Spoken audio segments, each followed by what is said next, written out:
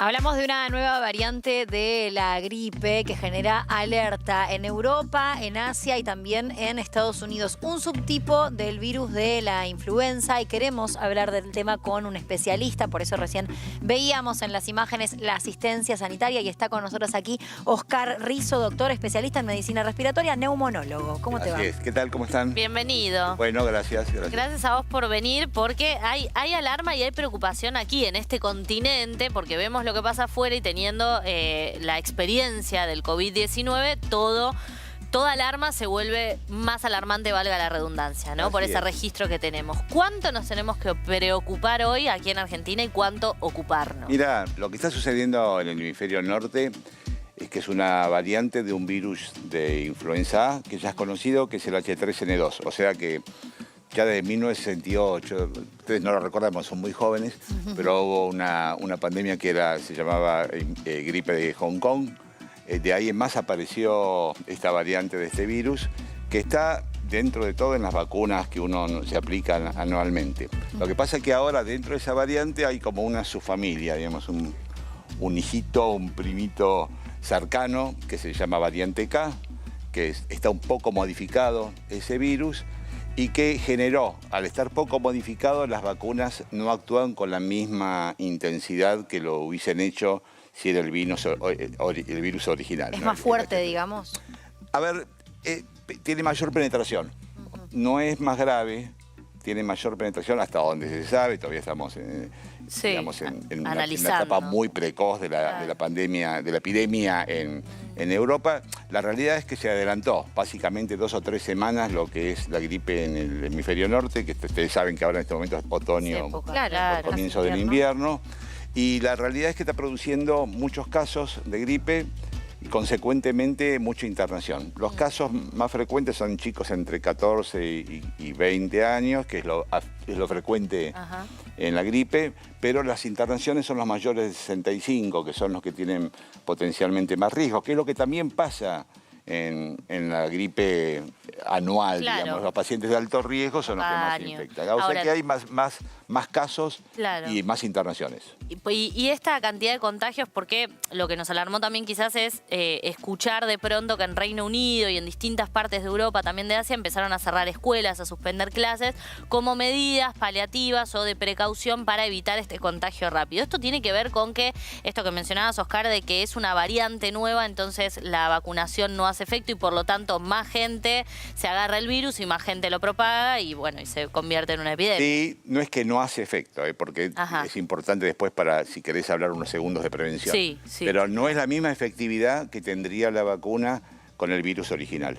Es un poco menos, o sea, pero es efectiva también.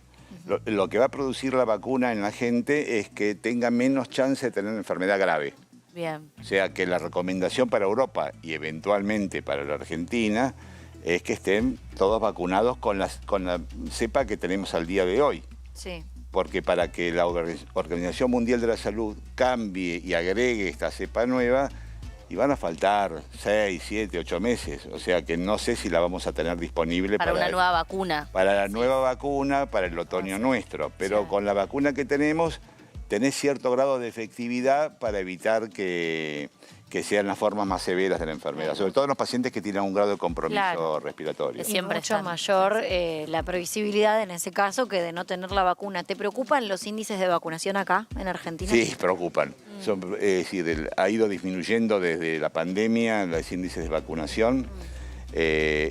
Normalmente debería uno estar vacunado el 80% de las personas, incluyendo las personas de riesgo, y no está sucediendo eso.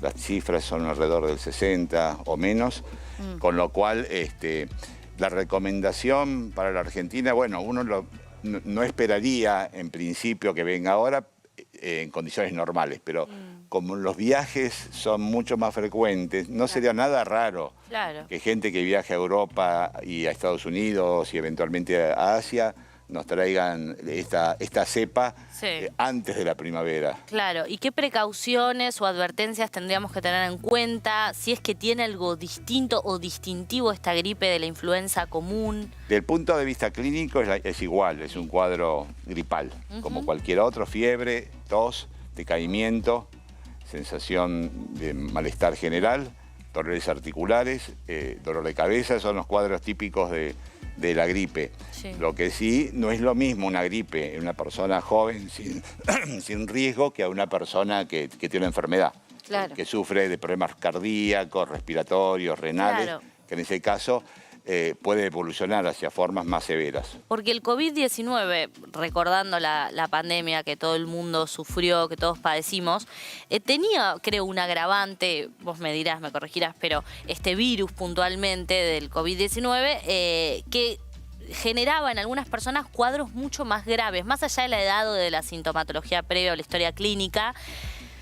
Era una gripe un poco más fuerte, que incluso a quienes estábamos, bueno, jóvenes y bien de salud, nos pegó bastante y quizás eso era lo que más preocupaba. ¿No es el caso de esta variable? No, básicamente por un motivo. El COVID fue un virus, prácticamente un virus nuevo, en donde la variación genética con los viejos coronavirus que había era muy diferente. Claro. Con lo cual vos no tenías ningún nivel de inmunidad. O sea, cualquier persona no tenía inmunidad. En cambio, con esta, vos ya tenés la inmunidad potencial que te da la vacuna de ese año, de los años anteriores, que te da cierto grado de inmunidad. Y el haber tenido gripe común, que también te inmuniza Claro, de alguna forma, ¿no? claro, al haber padecido de una gripe o haber estado vacunado, tenés un nivel de inmunidad que eventualmente puede traer. Después las precauciones que uno tiene que tomar son las precauciones normales, lavarse las manos, claro, eventualmente, es decir, todavía no estamos con casos acá, seguramente los vamos a tener y antes que llegue el otoño vamos a tener casos porque sí, los viajes son muy extendidos y el que viaja ahora muy probablemente tenga chances de contagiarse, pero bueno, tanto el que viaja como el que viene de allí, el lavado de manos, eventualmente el uso de barbijo en condiciones de lugares cerrados, son las cosas que evitan o, digamos, transforman esta enfermedad en que sea menos probable de adquirirla. Sobre todo tenemos la ventaja potencial que ahora estamos en verano, las ventanas están abiertas, hay más circulación de aire, hay menos riesgo de lugares cerrados, en colectivos, en lugares donde no podemos contagiar. Pensaba en cuanto a nuestra cultura también, algo que adquirimos con la pandemia, que tiene que ver con el mate, que muchos incorporaron el tomarlo individual, sí, ¿no? O si se toma en grupo, quizás el grupo familiar, sí, eso es que terminó sí, siendo un hábito en algunos casos. Totalmente, sí, ese hábito se cambió, cada uno tiene su mate y su termo. Sí. Eso ayuda porque el mate, digamos, distribuido entre mucha gente, tiene formas de transmitir la enfermedad. Claro, sí, sea cual sea, digamos, viral, ¿no? Hablando. Eso como cualquier cosa que implique contacto muy cercano y que eventualmente uno puede... Es un virus de una tasa de contagiosidad bastante importante. Claro, elevada. Sí. Se viene el Mundial el año que viene, falta, pero ahí sin dudas va a haber un traslado de muchísima gente, no solo desde Argentina, sino de todas partes del mundo a Estados Unidos. Entonces está bueno con tiempo tener la información, no alarmarse de más. No alarmarse de claro, más, porque tenemos muy sensible, insisto con esto, la marca, la cicatriz de la pandemia, que fue muy terrible en todo sentido. Sí, ya nos desesperamos. Entonces, claro, todo suena mucho más grave de lo que quizás es, por eso es importante tener un especialista para desandar estas dudas. Ahora, ¿no hay entonces un rango etario más allá de los adultos mayores que sea principalmente afectado por este virus? Los virus se transmiten por cuestiones inclusive de contacto mucho entre gente joven. Sí. Pero la afectación de una persona joven es, bueno, tener un poco de fiebre y demás. O sea que los que probablemente se contagien más frecuentemente son los jóvenes. Ahora, los jóvenes pueden convivir con pacientes adultos mayores. Sí. Y esos son los que contagian después a los adultos mayores. O sea que la precaución tiene que ser universal, en el sentido de cuidarse eventualmente cuando aparezca. Digamos, ahora seguramente casos esporádicos vamos a tener, sin ninguna duda, en los próximos meses.